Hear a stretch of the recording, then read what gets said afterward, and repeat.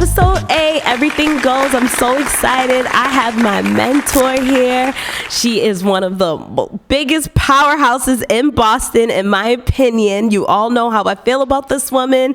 So phenomenal. Fena, introduce yourself, because if it's up to me, I'll go on and on, but go ahead. If it's up to me, I just say, hi, I'm Fena. No, I want more. Oh my gosh. I want more. I'm going to keep it professional. Yep, keep it professional for now. My name is Fena. I am the CEO and founder of the SoFenomenal agency group, and we have coined ourselves to be the culture's branding agency. Yes, she does it for the people, our people, okay? I'm gonna, do my own little You have to give history, because you gotta have history. This is family right here. She is the reason why I am doing this. My first episode, I was telling you guys about Sandra's show. She is the reason why I did my Sandra show back on Facebook. And she forgot. I had to remind her.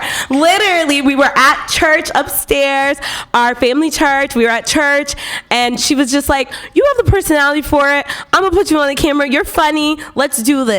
And that's how Fena started. She's been doing her own editing, her own filming, her own cuts, all of that. You did everything.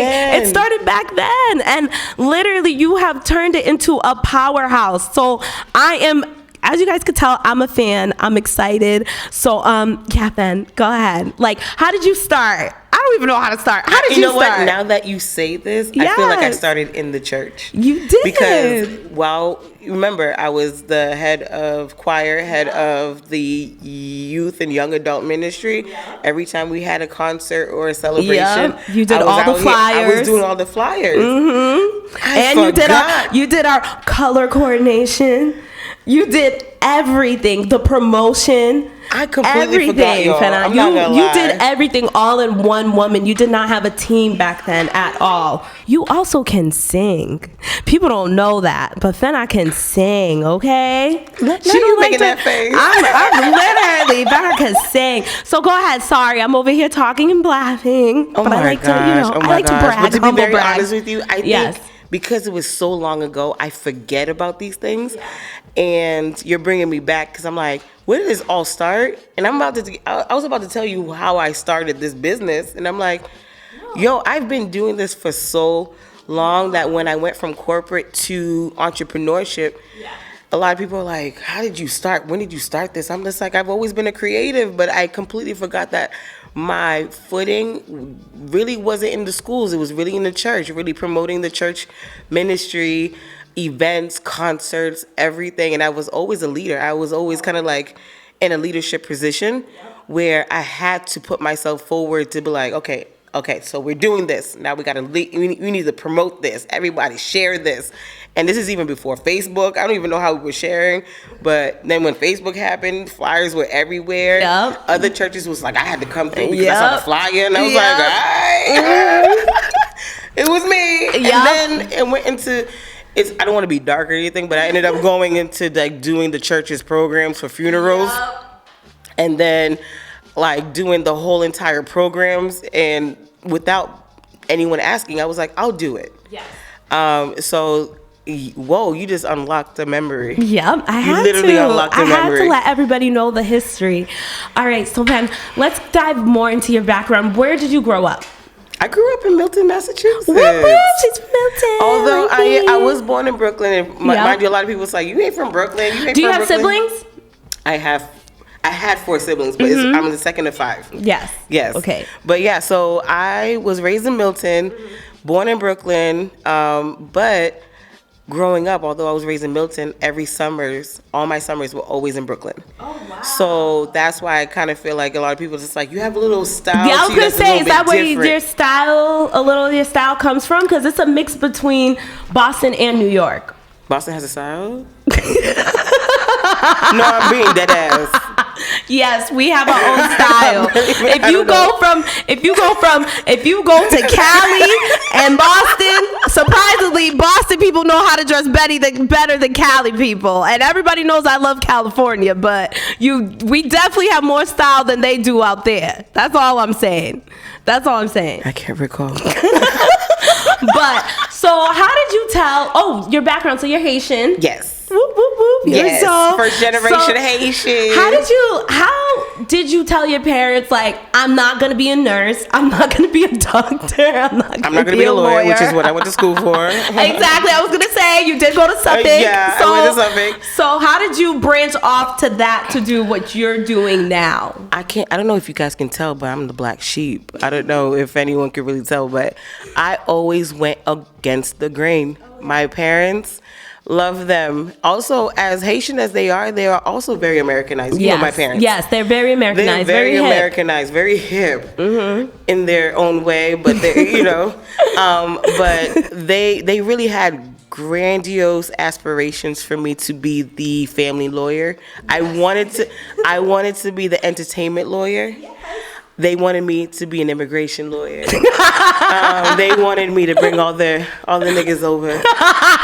That's what they wanted. And so I said, absolutely not. I will do no such thing. And so, to be honest with you, I decided I did not want to go into law after my brother passed, because I just didn't care I was anymore. about to say, what made you switch? What was the switch for that? I don't know. Like after he passed, I was like, I don't really care much about anything right now, and right whatever is happening right now. So I was just like, yeah, I'm not gonna pursue law. I was just working, literally just working, and I built I built skills. I built experiences just working corporate job from corporate job to corporate job. And then I landed at a corporate job with an insurance company. Oh, wow. I didn't even know that. Yeah, please. I know you worked corporate America, but insurance? Yeah, insurance company was pretty ghetto. And I got to a point in 2017 where I just didn't care to work anymore. And I've never felt that before. I've never felt a tug in my heart. And it was to a point where it was either I was going to quit or I was going to get fired. Oh, wow. But I didn't have the guts to quit because of bills, responsibilities, all these things that hold us back, essentially, to be honest with you. And I've always heard that from my friends because, like the devil, your friends will also know who you are before you do. Yeah. And so they're like, yo, you're not meant to work for other people. You're not. You have something about you that's beyond what you're doing. Yeah. And so I was like, I don't know what that is. Right. I don't know what that is. I got to a point where 3 days before my 32nd birthday, I got called into the office and they said, Fena, we're just going to let you go. What? Oh my gosh. And I literally, I said thank you to them. Oh, wow. And I walked out with a little skip and I put on my gospel and I just worshiped my way home. Yeah. I literally, that was it. And so, literally after that, everyone was like, I told my friends, they were like, go back to blogging. I hate blogging, yo. I was just about to say. I hate it. I was about to say, you definitely had a blog. Yes, I had a blog before it was a thing. And I had, so basically I was one of the original influencers before it was an influencer thing. What was that? Oh my gosh. What was it called, guys? That blog site. Phenomenally Me. Phenomenal Me. But it was on Blogspot. Yes.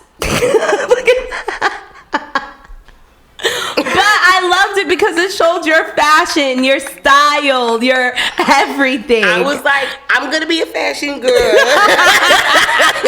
This was like 2012, 2010, 11. I was like, so you've been doing this. So I've been doing this. And it's so crazy. Some influencers now, some Boston influencers, they'll say that they started because of me. Yes, and I did not know. I was like, dang, really? Yes, Fan. You are humble. Oh, goodness. You are humble. But you created a lot of this I'm stuff. Forgettable. Like, I forgot that I did it. It was like I forgot that I was a blogger. So anyway, so when I told my friends, I was like, yeah, I got fired. They were like, good, because you weren't supposed to work there. Right. I was like, what does that mean? So I started thinking maybe I should do it, but I hated it. So I started buying a laptop. I started because I was working on the white man's white laptop that I was bringing home all the time. I had to buy my own laptop. I bought a camera. I was just buying a whole bunch of stuff, and I didn't use it. And I was just like, okay. It took me a while I went to an event. My friend was like, go to this event. It was, you know Fashion Bomb Daily? Yes, I sure do. So I went to the event. Claire Salmers, who's a fashion editor. Did she do it in Hyde Park? Is that when she was in Hyde Park? Yep. You know I've been following all of them in Hyde Park. I do remember that. And I went, and then I sat next to someone that said, well, I'm launching a brand, and I just want to get my website out. But the person I hired won't be able to touch my website for a couple months. But I've been paying attention to your aesthetic, and I like your aesthetic. Would you be able to build a website for me? I was like, I've never done it for anyone. And she was like, I want to take a chance on you. Yeah. She did it. She did it. She said that. I said, I ain't working, so let me do it. Right. I gave her a price. She was like, I got you. So I did it. She launched it. She broadcasted it. And all of a sudden, Fena, I didn't know you did this. I'm like, I didn't know either. A Hidden Talent came out. So, and then people were like, I didn't know you was a graphic designer. I was like, what is that? And that's sad. Because at that age, I was 32, and I did not know what a graphic designer was. So it's our culture, the way we grow up. So not even our culture. We're also a product of Milton High. Speak on it. So when we had Career Day, it wasn't like they had meteorologists come in. They had scientists come in. They had all these people come in, but what was missing was the arts. What was missing was creativity. What was missing was the left brain lobe. That was missing. And I'm just like, anyway, that's just gonna bring me back to the whole. So anyway, so I was like, what's a graphic designer? Mind you, at this big ass age, what is a graphic designer? So I start Googling. I saw white and Asian, so basically in the span of Indian and like, you know, Chinese or, you know, that Asian realm. And I was just like, huh. But there was a lot of it. I was like, there's a lot out there. So I started asking myself, what makes me different? Like, what makes me different? And I was saying no to jobs because I was like, no. I was like, no, I don't do that. Like, I can't. Like, I'm not in a position because I also, to bring back to my culture, if you did not go to school for it, do you really actually have the skill to do it? Okay, yes. And then I was like, let me talk to my God real quick because he doesn't qualify the called. He calls the he doesn't call the qualified. He qualifies the called. Yeah. So I was just like, okay. God has given me this gift that I've learned on my own. Let me start saying yes. And then I was like, you know what? There's a need for me. I'm like, I do not look like these other graphic designers. I do not look. I'm like, I'm a plus size girl. I'm dark skinned. I'm from the Caribbean. I wear fur. I have long nails. I have no one looks like me. And then I thought about my younger self, and I said, what would my younger self want to see? And I, growing up, we didn't have a lot of, black women to emulate besides our parents, our mothers. But to be honest with you, I love my mother. I love Augusta. I love her. I love her. Did I want to be her? Let's be real. No. I wanted to be Claire Huxtable. Please cheers to that you are speaking facts. I wanted to be Claire Huxtable. I wanted to be Vivian Banks. That's who I saw. Not only were they fashionable, not only did they have careers in areas that were not, you would not see a lot of black women in, but they also had families. They were also still submissive to their husbands. For me, they had it all. I was like, I want to be that. And I'm like, young Fena would like to see big Fena do these things. And in a way, and it made me realize, I'm like, okay, I'm creative. How can I use my creativity to make business? And I was literally making money. One of my first clients, and I don't talk about this a lot, was Omarion. Yeah. What? Oh my gosh. I'm gonna get a buzzer. Boom! Oh my gosh, Omarion. I forgot. What did you do for him then? You gotta let us know. Yo, this is when Snapchat was popping. Yeah. So one of my friends from LA hit me up and she was like, Fena, how do I make a Snapchat filter? I was like, it's easier for me to make it than to tell you. Yes. And I had learned randomly. And so she was like, okay, one of my clients is, the client I needed for is Omarion. I said, what? And yeah, he's doing an event for his music video that he's in, but he also directed. It's his very first directed music video, and he's throwing a premiere for it. And so he needs a Snapchat filter. I was like, all right. Oh my gosh, that's crazy. I think I charged like $30, y'all. I didn't know nothing about pricing. Oh my god! And it's crazy because the amount I'm charging now, $30, yo. That's chump change. Yo, that's a meal. Yo, but what was crazy is you kind of talk about like you don't know what happens. I submitted the Snapchat. It was already set to go. It didn't work. Oh my! It didn't work.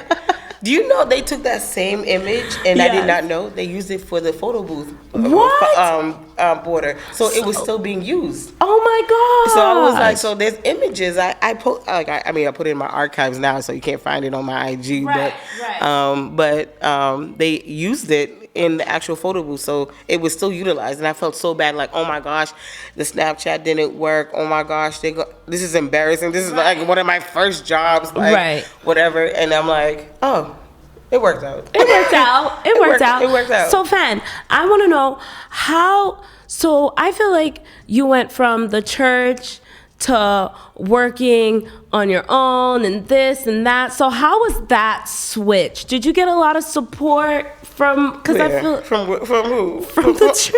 From the church. The church loves you, girl. But you know, church, let's be honest. Yes. I'm going to be very, very honest with y'all. Yes. I've dealt with a lot of, not insecurities, a lot of issues with identity when it comes to being a Christian. That is real. And living in your true personality. So I'm going to be very honest with you. So I have been a church girl through and through all my life, still consider myself to be one. Yes. But the perspective of what a Christian looks like or should behave or she should act has always been a struggle for me. To be very honest with you, I've always said that your personality is God-given. Yes.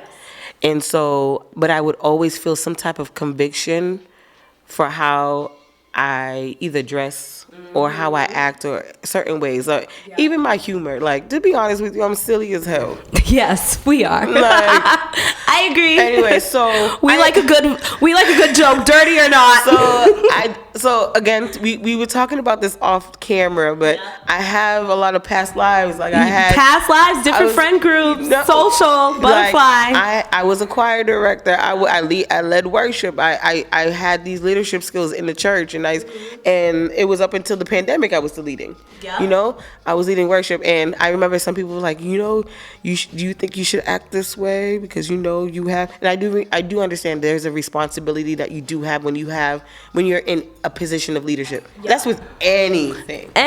That's with anything. But because I was like, you started this whole event called Blacktoberfest. Blacktoberfest. Don't mess up my baby name. Oh, sorry. Go ahead. Say it again. Blacktoberfest. Blacktoberfest. The hottest party around, okay?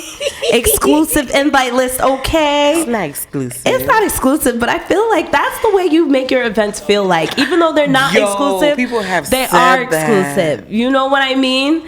And I love that aura. It makes you want to attend it. So how did you start that off? And because you were still happy in the church while you were doing that. Because that's me. Yes. And it took me a while for me to realize that the Fena that you were seeing was the same Fena that served God. Yes. And that was worshiping, and that was serving not only my God, but other people around me. Like, that my personality is, when I say my personality is God given. Yes, I'm sure it's a blessing. Even my sassiness, my sexiness is God given, and it took me a while for me to realize that there's nothing wrong with it. Nothing. And I love it. Also, we love it. Also, I realized that the conviction was never from God, but it was from people who had this perspective as what a Christian would look like, or someone who serves God should look like. Yep. That conviction never came from God. And when I realized that, I was like, I'm good.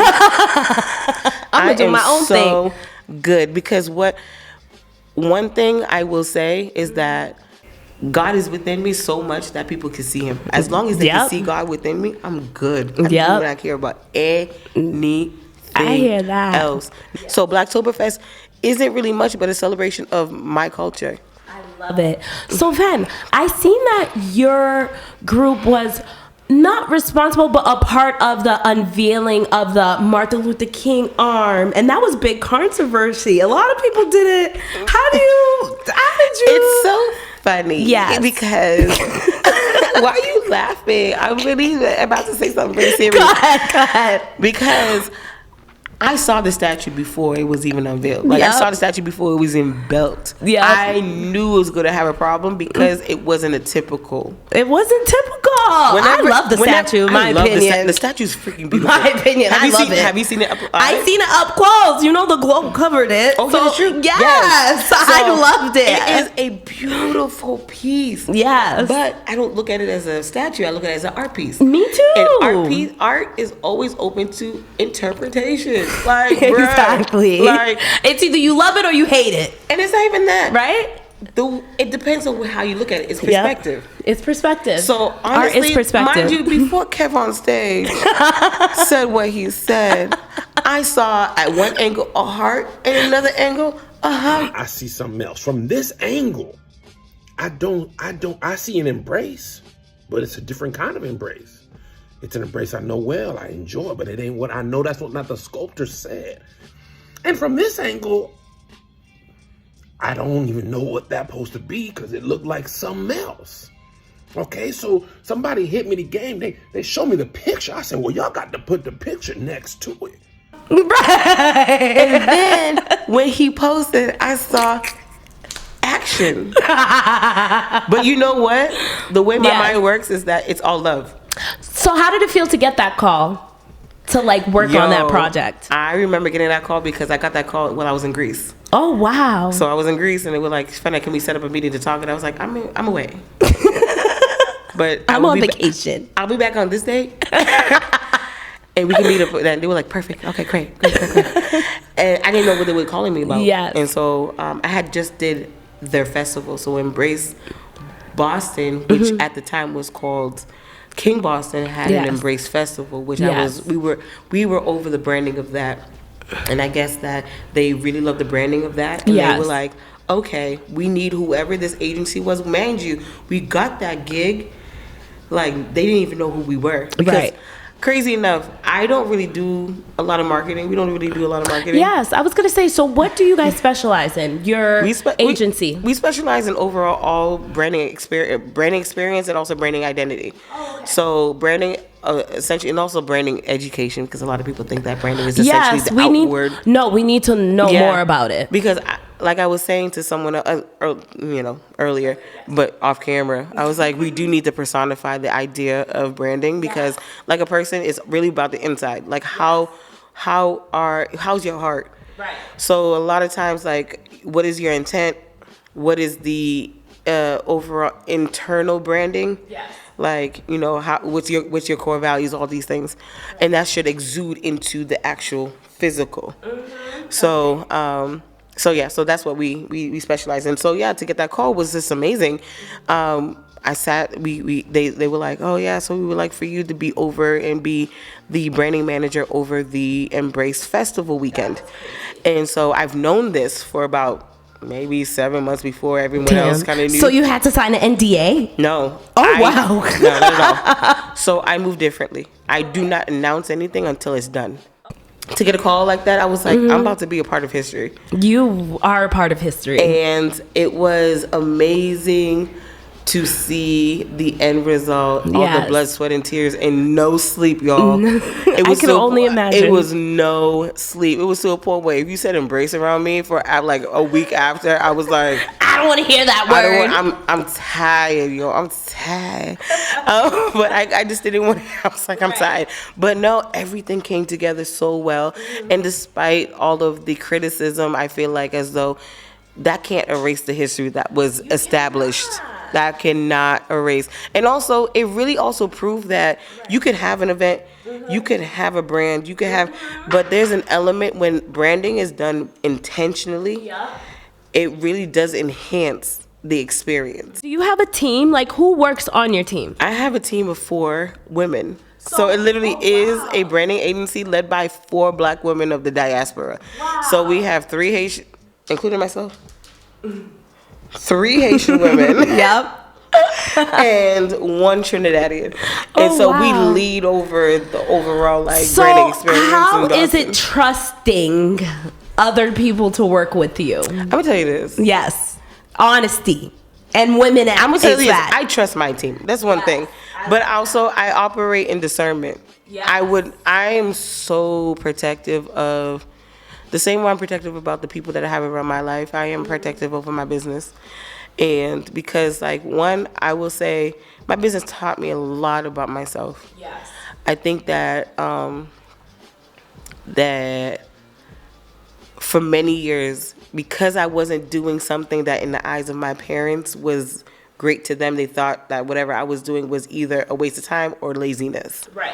And so my job for many years, because they put that label on me. Yeah. You know what? They always want to be like, what's Fena doing? What is she doing? How does she make her money? How does she live? My father honestly thinks I sell drugs. That's so Haitian. My father thinks I sell drugs. That's the Rico, guys. I love that. I love that. And he's like, where's she getting this money from? Because he doesn't understand. When I told him I was going to go start a business, I could tell he was scared for me because he ran a business himself. And he was true. like, dang, car this is dealership. hard. Yeah. Everybody went to him. Everyone went to this man's dealership. So it's in your blood also. It's in my blood because even him, he bought a bakery for my mother. I was just about to say, your mom had a bakery. Yeah. So I'm like, it's in my blood. But I think when I told him that I was going to start a business, it was bothering him. Oh my gosh, why would you do that to yourself? I'm just like, huh?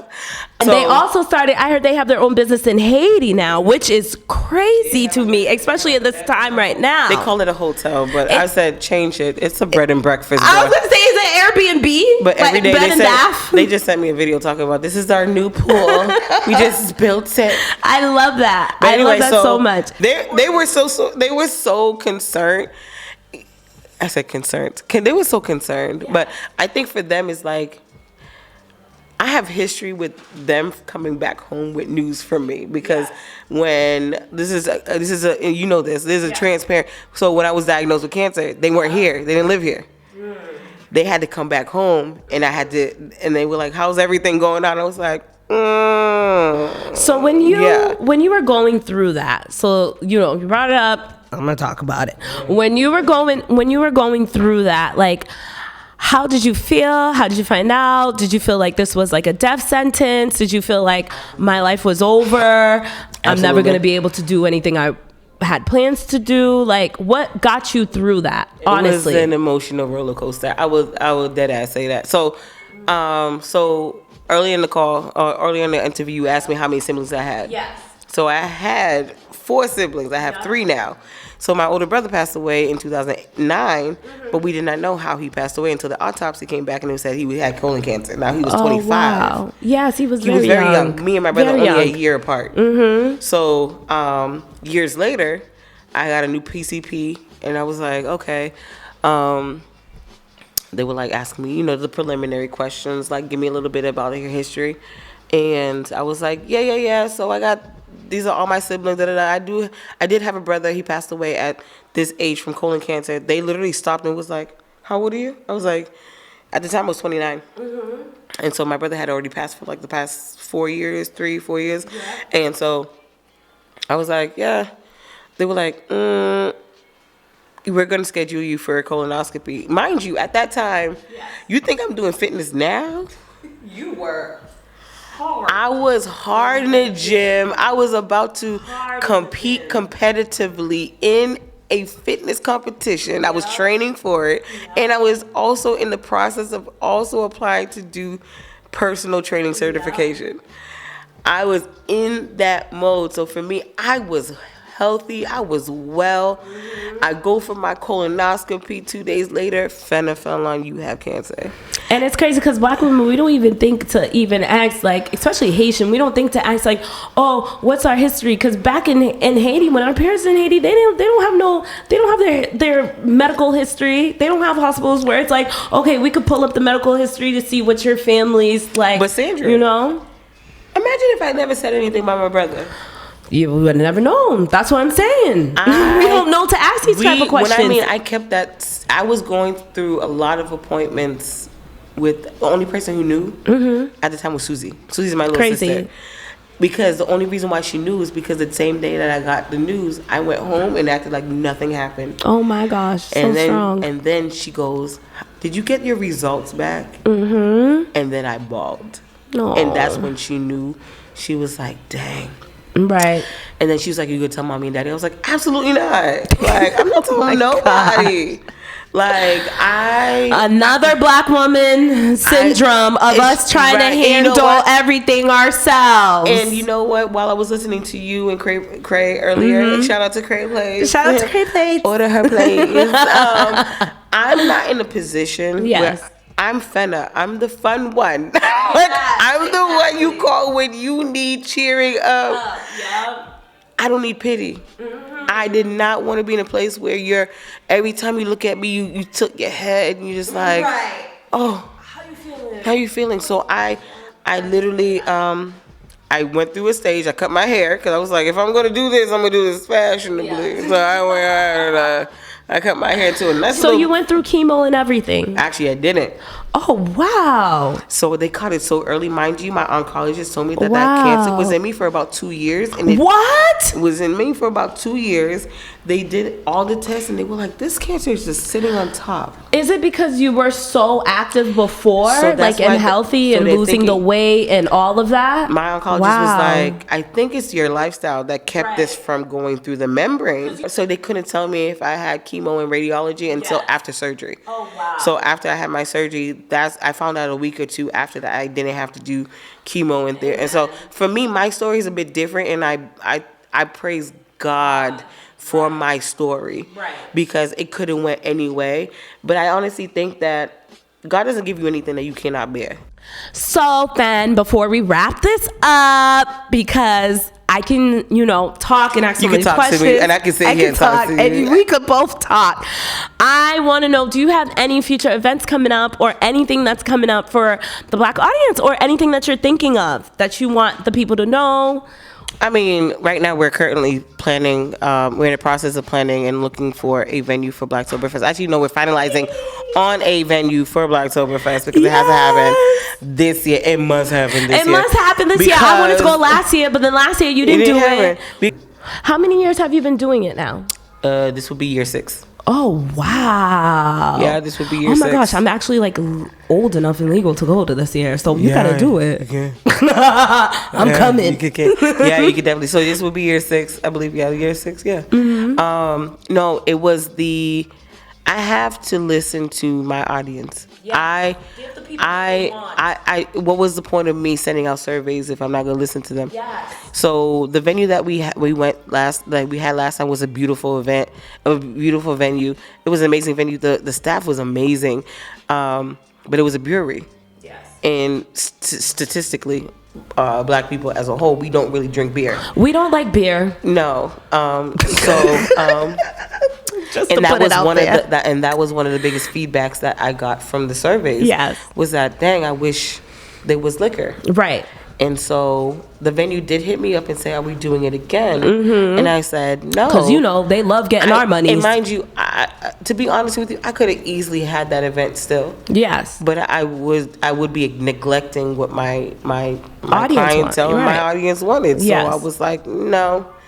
And we were shopping around, and everything was just, communication wasn't being responded in the right amount of time, that I was just like, I'd rather give a great and amazing experience for my guests than just to produce something just because it's Blacktoberfest or it's in October.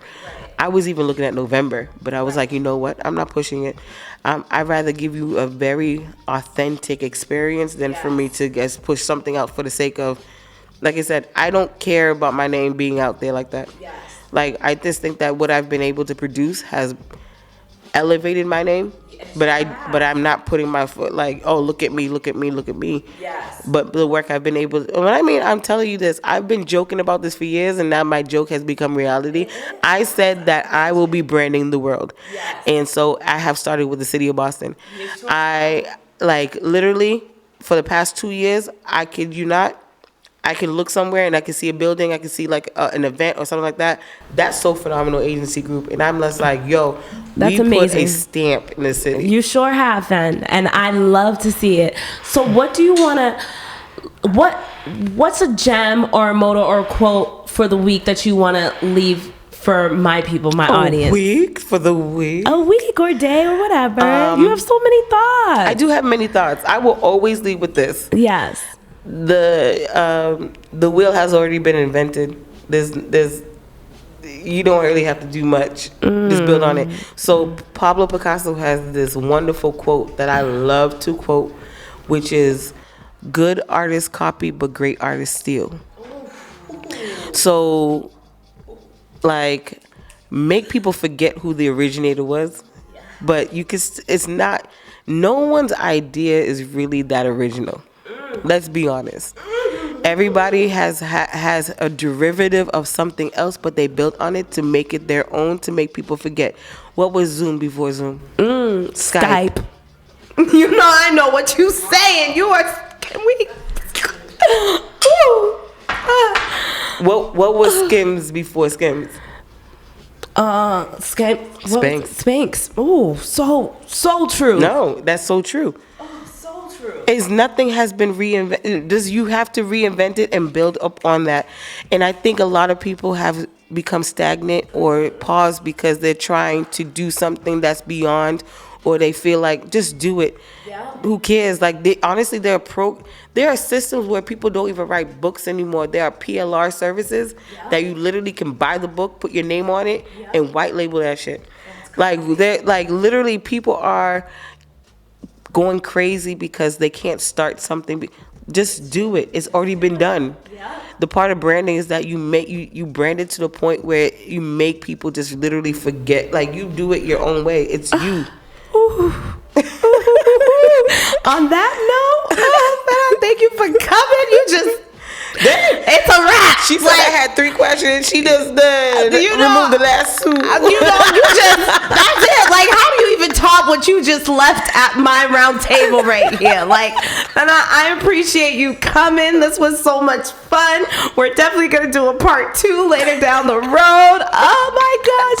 Everything goes. Fena, thank you for stopping by. Of course. Thank you for having me. Love you so much, my mentor. Everything Goes, Ep.8.